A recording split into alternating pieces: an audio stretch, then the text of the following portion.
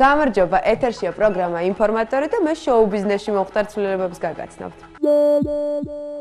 ინფორმატორიდან თქვენ იცით, რომ მოდელმა ლალი ტორტიკაშვილმა თავისი ვოკალური მონაცემები მოსინჯა და საკმაოდ საინტერესო დუეტის ჩაწერა თამუნა ამონაშვილთან ერთად. დუეტის ჩაწერის შემდეგ თამუნა მოსკოვში გაემგზავრა, სადაც საახალწლო პროექტებში მიიღო მონაწილეობა. ახლა თამუნა თბილისში ჩამოდის და დუეტზე კლიპის გადაღებების დაიწყება. ცნობილია ისიც, რომ კლიპს ზაზა ორაშვილი გადაიღებს. ფაქტურად სიმღერა უკვე მზად არის. ეს არის ავთობა დუაშვილის სიმღერა ირინას ანიკიძის ტექსტზე. იდეა იყო, ალბათ უფრო ორივეს დაგვება და მე მქონდა, პატარობაში მღეროდი, მაგრამ ის პროფესიული შეხება არ მქონია დღემდე სცენასთან. თამუნა დღესდღეობით არ არის ქალაქში, აპირებს ჩამოსვლას და დაგეგმილი გვაქვს, როცა ჩამოვა, დაბრუნდება, გადავიღოთ კლიპი სიმღერაზე. რეჟისორი იქნება ზაზა ორაშვილი, კლიპის იდეა, რა თქმა უნდა, არის, მაგრამ ეს იცის მარტო ზაზა.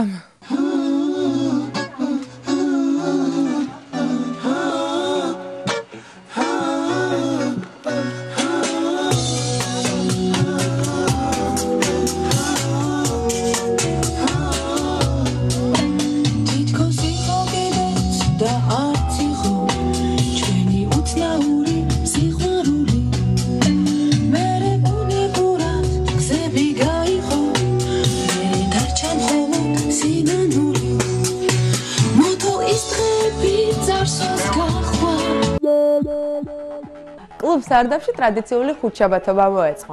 ანუ ხუთშაბათ სარდაფში პოეტები შეიკრიბნენ და ტრადიციული პოეზიის საღამო მოაწყვეს. ამჯერად საკუთარ ლექსებს დათო მაღრაძე კითხულობდა.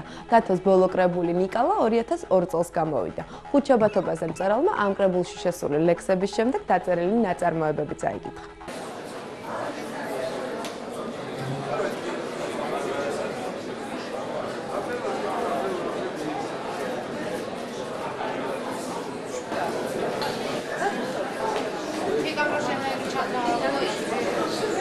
დღეს არის ტრადიციული ხუთშაბათობა კლუბ სარდაფში და როგორც ადრეც ორჯერ სამჯერ მომიწია აქ მკითხველთან შეხვედრა, ესე იგი ცოცხალმა კონტაქტმა ჩემ მეგობრებთან ერთად. დღესაც ასე არის, ტრადიციული ხუთშაბათობა გრძელდება და დღეს მკითხეს რო ახალი ლექსები გაქვსო და კი მეთქი მაქვს თქო და მომიწეს დღეს ხუთშაბათობაზე. მოგეცემა თქვენ ხო.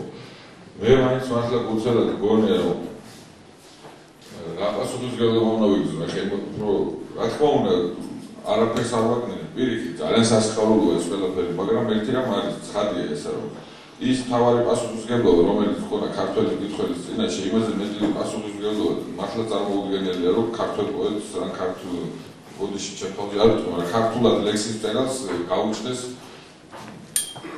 უფრო აღმატებით ხარისხში ავიდეს ეს პასუხისმგებლობა, იმენად უკვე თავისთავად აღმატებით ხარისხში ასული. ზისკენ გასვლა და ცხედარს მხედარი შუქი გასვლა და ტალღის მონატანს, როგორც ტურისტის წყალთან შემდგარის ზურგის შექცევით ნასროლ მონეტას. როდესაც საქართველოში ასეთი არჩევანია პოეზიის თვალსაზრისით, ძალიან რთულია, რომ თანამედროვე პოეტი დაიმახსოვრო თავისი ტექსტით და დათო ესეთი განსაკუთრებული შემთხვევა, მისი რამდენიმე ლექსი ნამდვილად მახსოვს. ვილოცავ მამალ, ძე ცისავ ტრედო, თოვლი ანიმთის, თეთრო ირემო.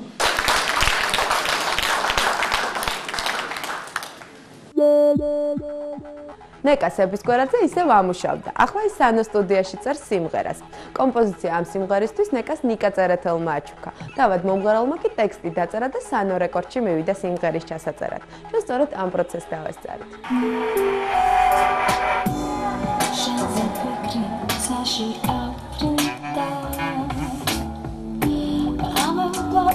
ესე იგი, იქიდან როგორ გამიცანი, როგორ დავიწყეთ თანამშრომლობა და ასე შემდეგ. მოკლედ, ხო, ჯობია მომგონი. არა, ეგ შენ მოყევი. მოკლედ ეს ისტორია იქიდან დაიწყო, რომ მე გავაკეთე სიმღერა, უბრალოდ კომპოზიცია და მითხავს ვფიქრობდი, ესე იგი, რა მექნა კომპოზიციის. მე შევხვდა ნეკა. ხო, და გადავწყვიტეთ, რომ ერთად გავაკეთებინა. ნეკამ გააკეთა მელოდია და ტექსტი ნეკასია. ესე იგი, აუცილებლად უნდა ითქვა საუბარი. და ну მოკლედ მე მინდა რომ ქართულ ესტრადაში რაღაც მრავალფეროვნება იყოს რა შედარებით რაც ახლა არის. ჩემი რეპერტუარიდან გამომდინარე საკმაოდ განსხვავებული სტილი, იმიტომ რომ შეიძლება ითქვას მე ესეთ სტილში არ მიმღერია არასდროს. შენზე ფიქრი ცაში აფრინდა ქუჩას მივუყვები მე ნახები შენ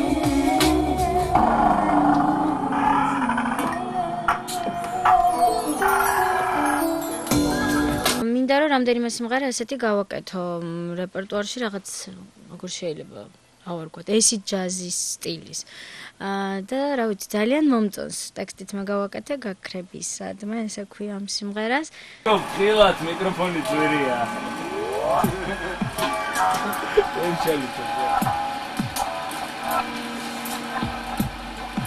ну სიმღერა ჩაიწერა აქ სანო რეკორდში რამე თუ ჩემი ახალი ალბომიც გამოვასწორო ჩაიწერება ამ სტუდიაში ანუ სანო რეკორდს მაიღო თავზე რომ დაახლოებით მაისის თვეში უნდა იყოს ჩემი ახალი ალბომი მზად ყველა სიმღერა აქ ჩაიწერება და მათ შორის ეს სიმღერა ჩაიწერა აქ